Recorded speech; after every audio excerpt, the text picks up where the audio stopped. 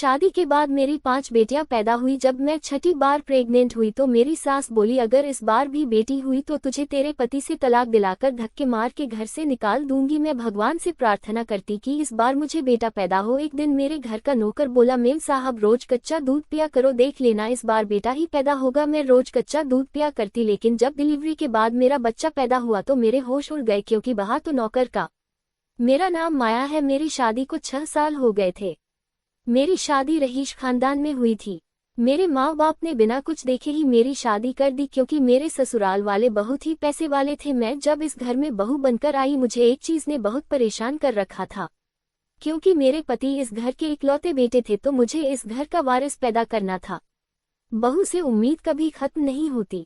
शुक्र था कि मैं शादी के पहले साल ही प्रेग्नेंट हो गई थी। औरतों के लिए परेशानियां कभी खत्म ही नहीं होती, उनसे हमेशा उम्मीद ही की जाती है।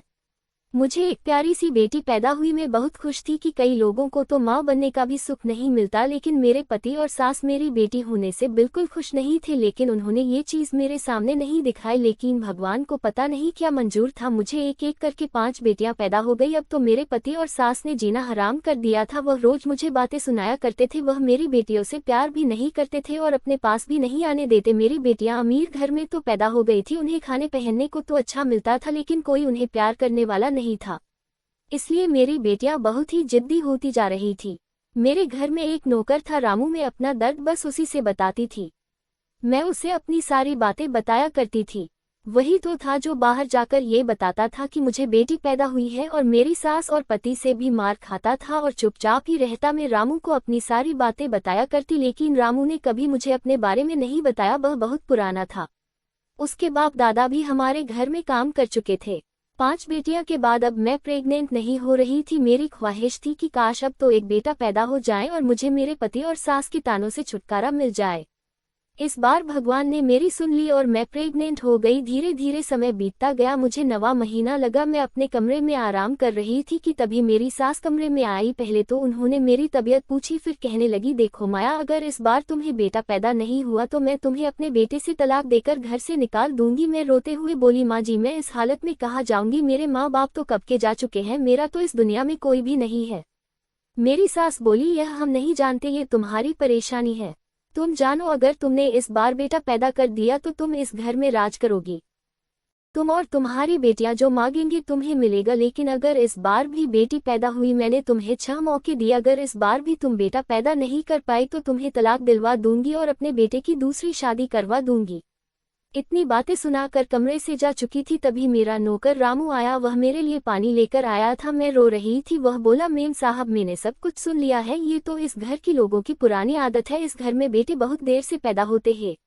आपकी सास को भी आपके पति 10 साल बाद पैदा हुए थे। मैं सोच रही थी कि मेरी सास भी तो वही दर्द से गुजरी है, तो वह फिर मेरा दर्द क्यों नहीं समझती। मेरा नौकर रामू बोला, मेम साहब, रोज रात में सोते समय 1 गिलास कच्चा दूध पिया करो, ये हमारे बुजुर्गों का पुराना नुस्खा है। मैं शर्त लगाकर बोलता हूँ कि इस बार आपको बेटा ही पैदा होगा। मैं तो बस यही चाह रही थी कि कोई मुझे तसल्ली दे कि इस बार मेरा बेटा ही हो जाए। मैं रामू की बात मान ली और रोज 1 गिलास कच्चा दूध पीने लगी। कभी कभी जब मैं दूध लाना भूल जाती तो रामू मेरे लिए कच्चा दूध ले आता था।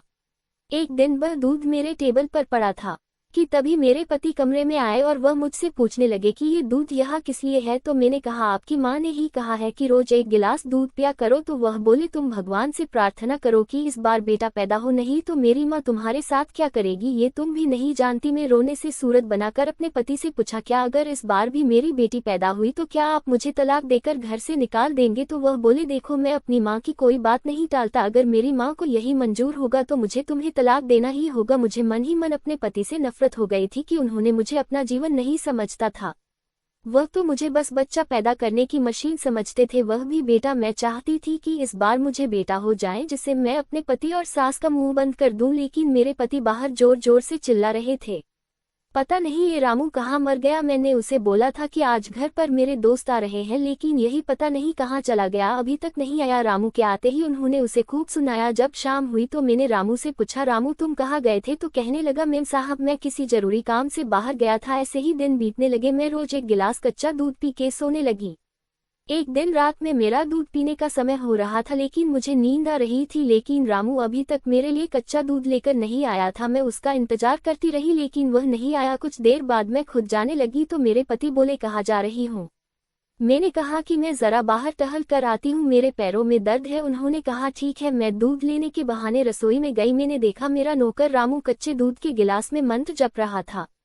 मैंने उसे देख लिया था। मुझे देखकर वह घबरा गया। मैं गुस्से में बोली, रामू तुम्हारी हिम्मत कैसे हुई मेरे साथ यह सब करने की? तुम जरूर मेरी सास के साथ मिले हुए हो, आखिर तुम भी तो इस घर के पुराने नौकर हो। मैंने उसे बहुत बातें सुना दी। तभी अचानक मेरे पेट में तेज दर्द होने लगा। रामू भागकर गया और मेरे पति और सास को बुला लाया। बोलो मुझे अस्पताल ले गए। अस्पताल में जब मेरी डिलीवरी हुई तो जैसे ही मैंने अपना बच्चा देखा तो मेरे पैरों तले जमीन खिसक गई, क्योंकि इस बार भी मुझे बेटी हुई थी। तभी एक औरत मेरे पास आई और उसके हाथ में एक बच्चा था जो कि बेटा। तभी रामू चुपके से वहां आया और बोला, मेम साहब यह मेरा बेटा है। मेरे पहले 3 बेटे हैं। जब आप पेट से थी तो मेरी बीवी भी पेट से थी। मैंने पहले ही सोच लिया था कि अगर इस बार बेटा हुआ तो मैं अपना बेटा आपको दे दूंगा और आपकी बेटी मैं ले लूंगा। रामू मुझे अपना बेटा दे दिया था, लेकिन मुझे अपनी बेटी देने की हिम्मत नहीं हुई। रामू बोला, मेम साहब आप बिल्कुल चिंता मत करिए, आपकी बेटी को मैं बिल्कुल अपनी बेटी की तरह रखूंगा। मेरी कोई बेटी नहीं है, इसलिए मैं आपकी बेटी को रानी बनाकर रखूंगा और मेरा बेटा आपके पास रहेगा और जिससे आपका घर टूटने से बच जाएगा। मैंने अपने मन पर पत्थर रखकर हाँ कर दी। उसकी बीवी पीछे के दरवाजे से ही मेरी बेटी को लेकर चली गई। रामू ने मेरे लिए अपनी वफादारी निभा दी थी। मैंने डॉक्टर से भी विनती की तो वह मान गई और कहने लगी, ठीक है अगर तुम्हारा इसे घर बसता है तो मैं चुप रहूंगी। मेरी सास और पति को जैसे ही पता चला कि मुझे बेटा हुआ है तो वह खुशी से पहले नहीं समा रहे थे। मेरा स्वागत बड़ी धूमधाम से हुआ। घर जाकर कुछ दिनों के बाद मैंने रामू से उस दिन के लिए माफी मांगी और उसे कुछ नाम दिया। वह कहने लगा, मेम साहब आप बिल्कुल फिक्र मत कीजिए, मैं आपकी बेटी को कभी कभी आपसे मिलाने के लिए ले आया करूंगा। मैं खुश हो गई। धीरे धीरे समय ऐसे ही बीतने लगा। अब तो मैं इस घर में राज करने लगी थी, लेकिन एक दिन अचानक मेरे पति के साथ एक हादसा हो गया और वह चल बसे। मेरे पति के जाने के बाद मेरे पति के गम में मेरी सास की भी मौत हो गई। अब तो मैं ही इस घर की मालकिन थी। धीरे धीरे बच्चे बड़े हो गए थे। मैंने अपने 5 बेटियों की शादी कर दी थी, लेकिन मैंने अपने बेटे की शादी रामू की बेटी से करवा दी और मुझे बेटी वापस बहू बनकर मिल गई थी। मैं अपनी बेटी को पाकर बहुत खुश थी और हमारी जिंदगी खुशियों से बीतने लगी। अगर हमारी ये कहानी आपको अच्छी लगी तो हमारी वीडियो को लाइक और चैनल को सब्सक्राइब करना ना भूलें।